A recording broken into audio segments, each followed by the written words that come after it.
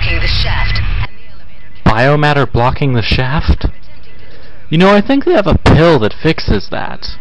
Anyway, welcome to episode 9, and here I am, on deck 3, hydroponics. Some kind of breeding chamber for the xenomorphs. It shouldn't prove dangerous unless you plan to stay for more than a few hours. In order to clear the shaft, you're going to have to remove the biomaterial. Damn it, I gotta finish this place quickly! Let's see what we can find out there. Well, onto a more serious note. This whole deck has become a breeding chamber for the annelids. I know you won't get this until after we return. It's explained to me about half a minute ago. Incredible I feel. Unfortunately, this also means that I am required to go through this deck and destroy the breeding chambers, the eggs, and everything they've done to this deck. I feel somehow compelled to protect them. It's a miraculous discovery.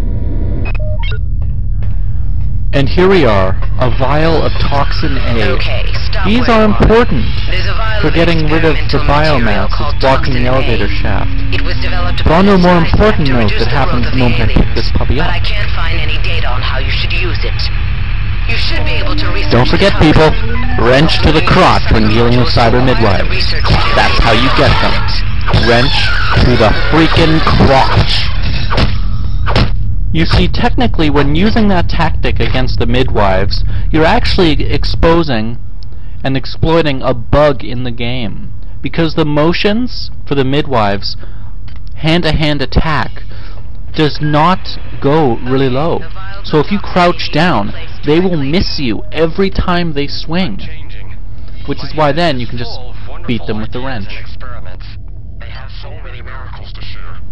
Just give me a moment to organize my inventory. I've been neglecting it while recording, since I wanted to spend more time playing through and commentating.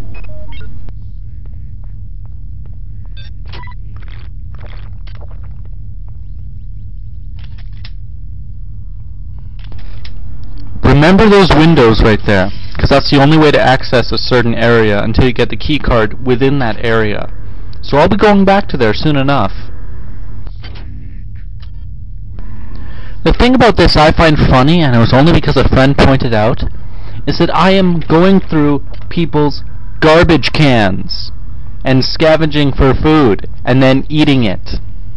I mean, it only really seemed funny until my friend told me. It's one of those facts I ignored while actually playing it. This is Xerxes.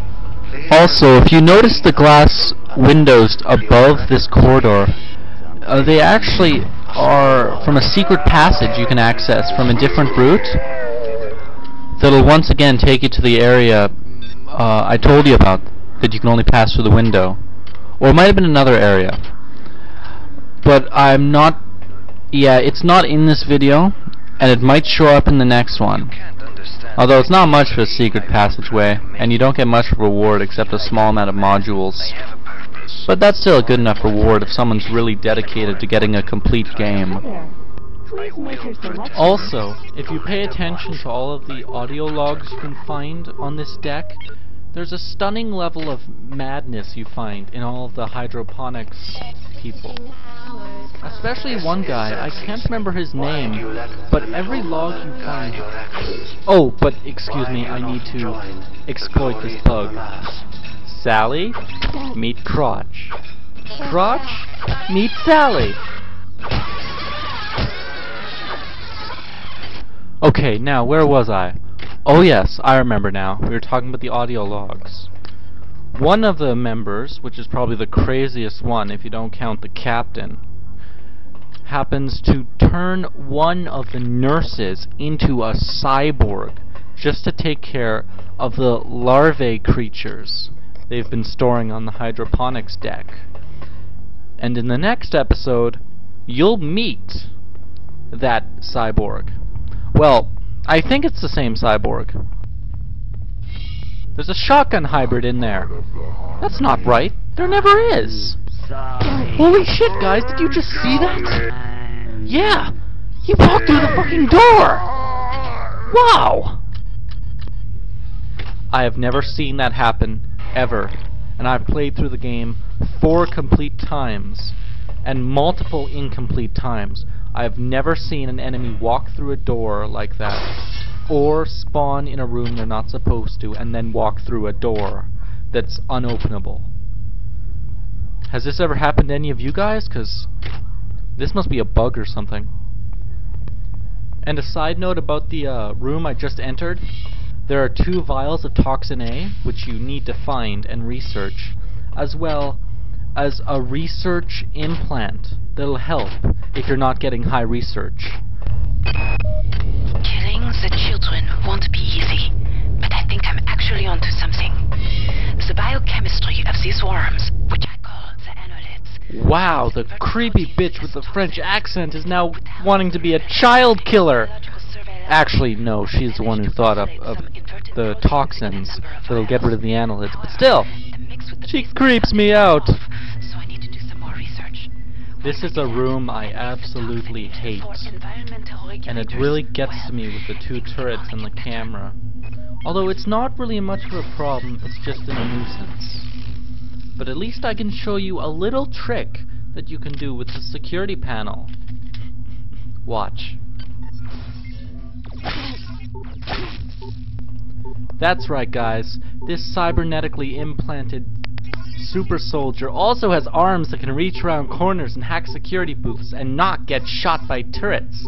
Because for some reason, turrets don't like to shoot arms that bend around walls. Awesome, isn't it? I just love it.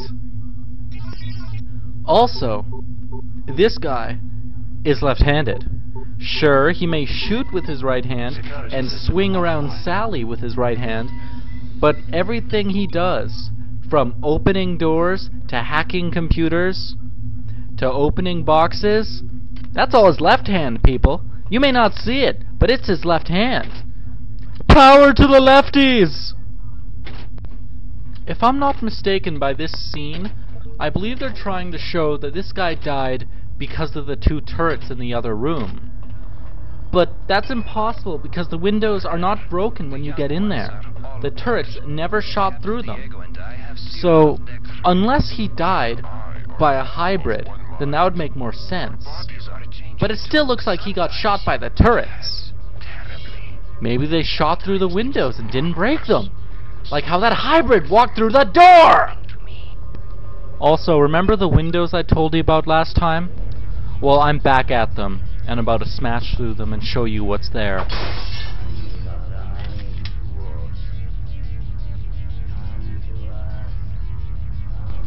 Also, if I take a left right here, I'll get to where one of the environmental stabilizing devices are, where I have to insert one of the vials of Toxin A.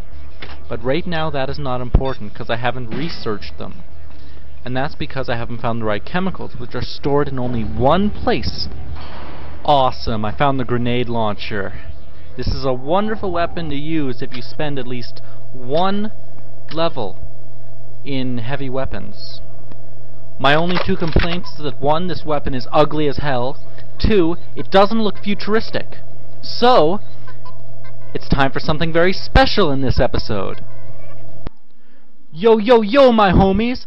It's time for a special edition of Pimpin' Shock, where I show you a new mod for this rad rocket launcher. Yeah! This puppy's all chromed out, y'all! Okay, enough of that. I can't even stand myself acting like a rich rapper, let alone the torment you guys must be feeling. I apologize for that. You can look if you want, but I never found anything in that water. If you have, please comment, because I really don't think there's anything in there.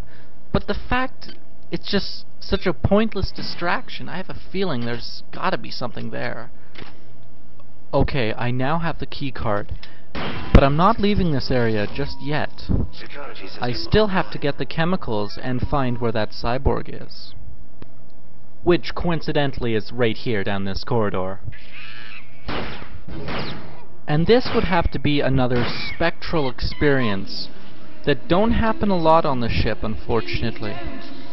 Especially near the end of the game, where they got a little, bit non-existent, probably due to budget and timing. But this shows, you know, the scientist guy, when he was mad, about to turn Nurse Bloom into a cyborg. That's all for this episode, and thank you for watching. Stay tuned for the next one.